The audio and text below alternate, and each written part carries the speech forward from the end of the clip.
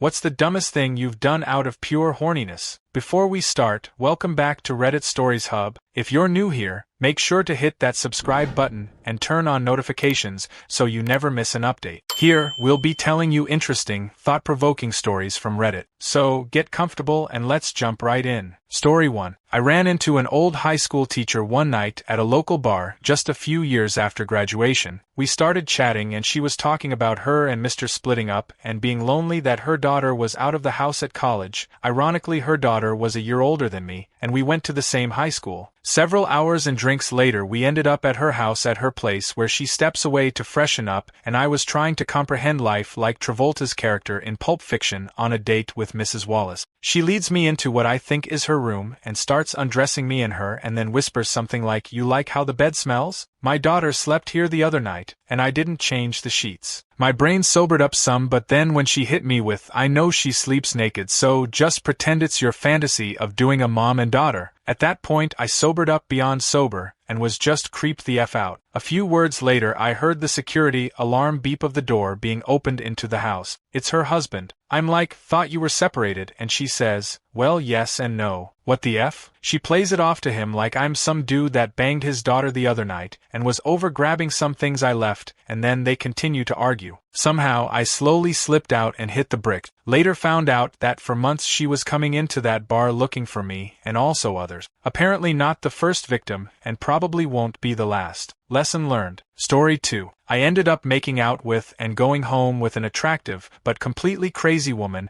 who used to hang around our local bar. Back at her place she puts on her Lauryn Hill CD, strips completely naked, attempts to dance provocatively, we were both pretty drunk, and starts giving me head. It was at this point her 18-year-old son wandered into the lounge and started protesting violently about what was going on. She tells him to F off and huge argument erupts between them. Remember, she's drunk and naked, and I'm sitting on the sofa with my jeans around my ankles and a rapidly deflating hard-on. I came to my senses, zipped back up and got the F out. Apparently, she's currently doing time for violently assaulting and attempting to stab her boyfriend, so I think I got off pretty light. Story 3. I tried to do a jar of grape jelly, was really excited to try it all day when I got home, because I had stolen it that morning at my bus stop at the convenience store and kept it in my backpack all day. I could barely get my clothes off fast enough when I got home and immediately went to work. Obviously, it didn't work, and just as I was getting ready to give up, my parents came home early and surprised me. I had no time to clean anything up, so I just balled up the whole mess into an undershirt and shoved it under my bed, and just pulled my boxers and shorts up over myself still covered in jelly,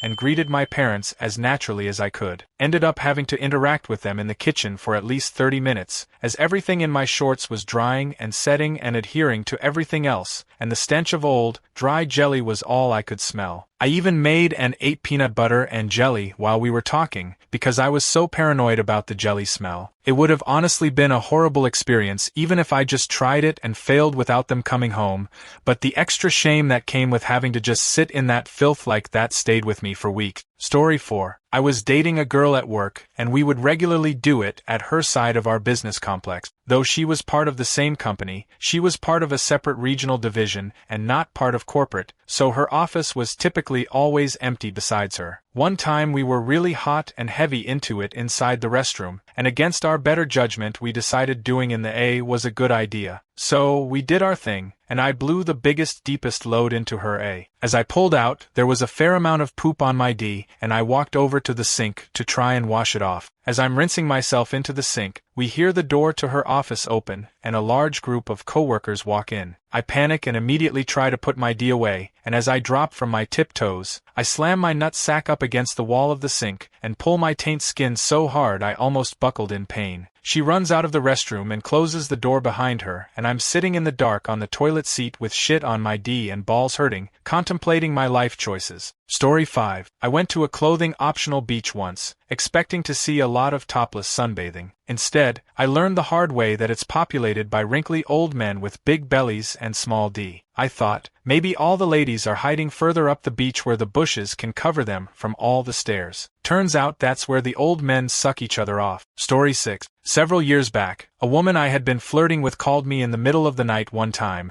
because she wasn't feeling well and asked if I could pick up some medicine and bring it to her place. Went to her place not expecting too much other than maybe earning some brownie points for dropping off the meds. Anyway, she invites me in and asks if I could spend the night with her. That of course gets me all titillated. However, by the time we get into bed, she's all tired and drowsy despite her best attempt at acting seductive. Next thing I know, I'm lying in bed next to her with my arm pinned under her body while she's snoring away and farting. I end up lying like that for the rest of the night. Got maybe 30 minutes of sleep that entire night, and of course I then had to get up to work a whole shift in the morning. At least I did earn some brownie points for that, because we ended up dating for not quite a year afterward. Story 7. Connected with a friend's ex who I knew had feelings for me. Went to catch up over lunch, ended up spending all day drinking with her, then fingered her at the outdoor area of an absolutely packed bar. Neither of us were staying in places we could have people spend the night, so hired a late hotel room. Get in the door, she immediately vomited all over the room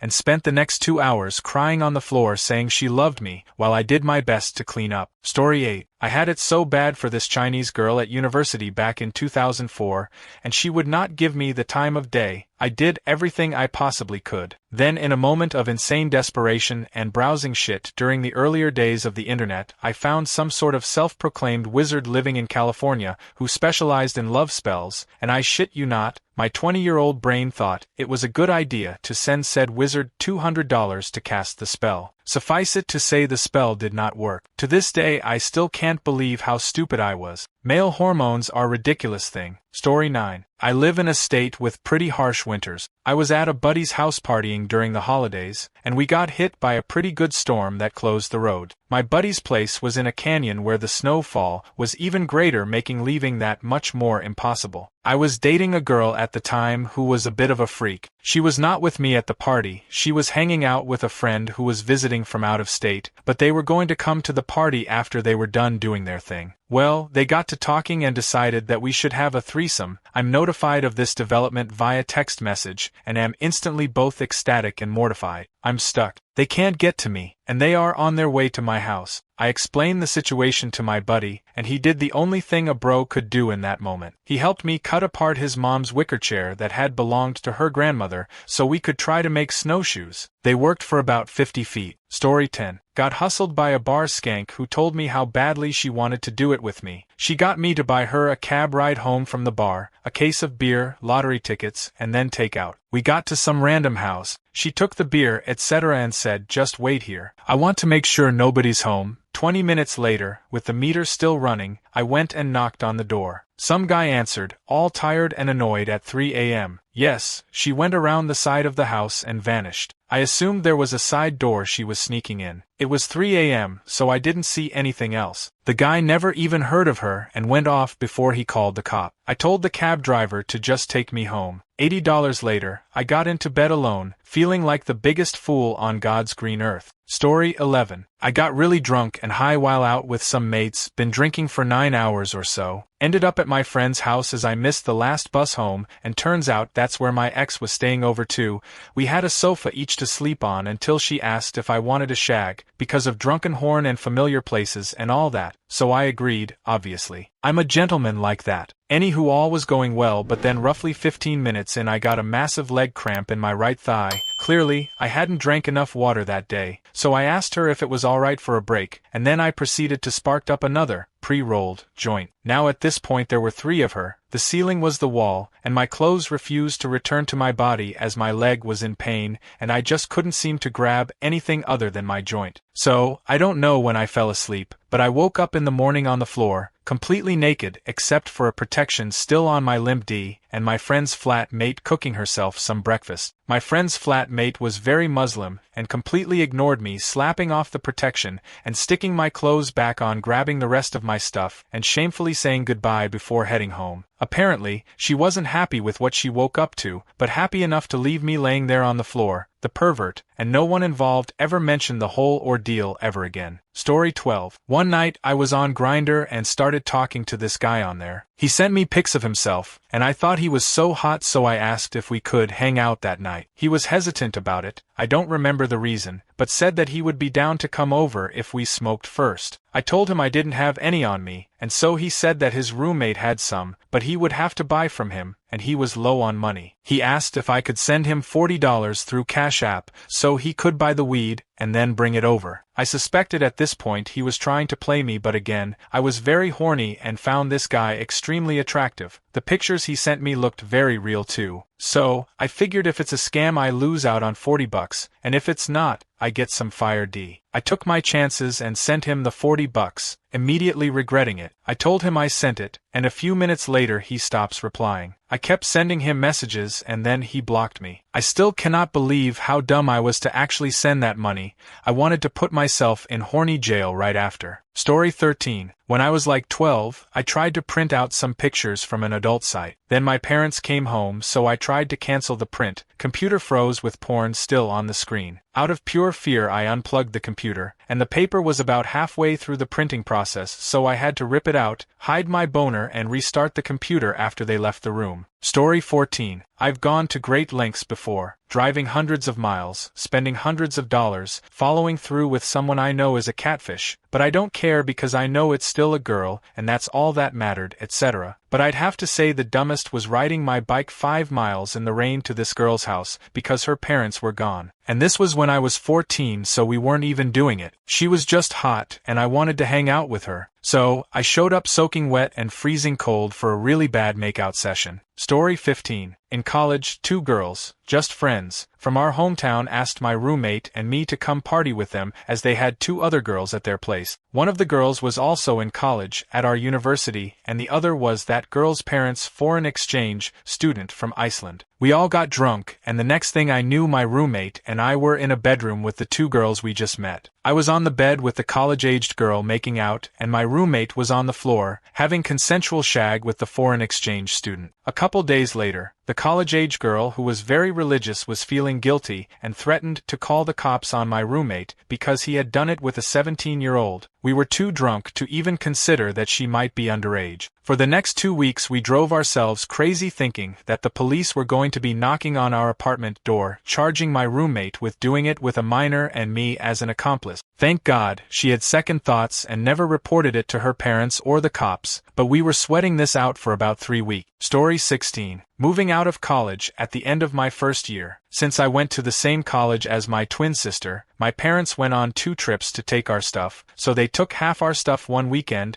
then the second weekend we went with them with the remaining stuff. Anyways, on the first packing, I packed away my lube, thinking it would only be a week until I was home, and I get spend a week not jacking off so I could focus on finals. Never trust an 18-year-old guy to not be horny. Few days in and I was getting a bit hot and bothered, but I had no lube to crank one out, so I ended up going into the dorm shower and making some makeshift lube from shower shampoo and the water from the shower head. Big mistake. The shampoo was kind of cheap and sticky and my sickness ended up shriveling and I didn't get an erection for a week. Even worse, I think some of the soap got into my pee hole, so it hurt to pee for a week too. Mistakes were made. Story 17. I met this girl in my grade school, 8th grade, who lived kinda close to me. Driving it was a couple miles, but walking directly through the woods between both of our houses was only about a mile and a half. The first time I did it I came out pretty far away from her house, but by the 5th time or so I had it down pretty damn good. Eventually the bushwhack turned into a herd path, and when the night sky was clear I didn't even need a flashlight. She would just sneak me in through her window and we would party down. Well, after a couple close calls because of the noise, she started asking me to bring her back to my place. But the thing was she would never make the trip through the woods alone. So, I would walk there, get her, walk back to my place, walk her back home, then walked back home myself. These booty calls were making me walk about 6 miles a night. That was a wild summer. The fling ended when I kicked her dad in the face sneaking into her window by accident during the winter. Story 18. I was staying in a backpacker's dorm with shared bathrooms. I had a thing for this guy staying there as well, and he was into me, but, well, it's hard to find a private spot when you both are staying in 10-bed dorms. So, we did what any horny 20-something would do. we fooled around in the shower. It's worth noting here that we had just switched from a different floor to this one and knew no one. So, there we were, me standing in the shower, water running, him below me, keeping busy. Next minute, we hear a German accent yell outside the door, "Dude, you're flooding the hallway." In his concentration and my preoccupation, we had managed to block the drain. We came out of the bathroom and yep, the hallway was flooded. So, we spent the next hour or so mopping the hallway and introducing ourselves to the neighbors. Oh yeah, and it leaked in the floor below, so we also had to tell the front desk. Story 19. I kissed my best friend and slept with him. It was the best I ever had, even though he was saying he was speaking to someone else at the time. I was in love with him. It ripped our friendship apart and I felt disgusted with myself. I lost my best friend, and the guy I love caused me severe problems with becoming intimate with someone again due to pure anxiety to me. I started dating my partner a while later, and we've been together 3 years now. It's been a journey. The guy messaged me recently and said he missed me and can't stop thinking about the night we had. He wanted to see me. I blocked him. I wasn't going down that road. I am not the person I was back then. There's too much pain and history there. Not fair on my partner, who was so patient with me getting back to my old self, to make contact with someone like that. Story 20. I slept with a man at my job a while ago. He told literally everyone, and most of the male population in that warehouse tried to sleep with me and made raunchy jokes about me, in front of me, until I left the job, touching my A when they passed by on accident, suggesting I go with them after work. If I had to speak about something, even work-related, with a male colleague, I would see this certain group nudging and laughing with each other. The guys stopped calling my name, they whistled for me. I am a grown woman who made the calculated choice over a span of several months to sleep with someone whom I had mistakenly trusted. I slept with him once. The guy and I had great communication the entire time leading up, and he made me feel really comfortable. That was a big joke, and I haven't done it in a year and a half, even when I'm interested in someone, because I can't shake the feeling I'm just a fun goal to brag about, not a real-life human with emotions.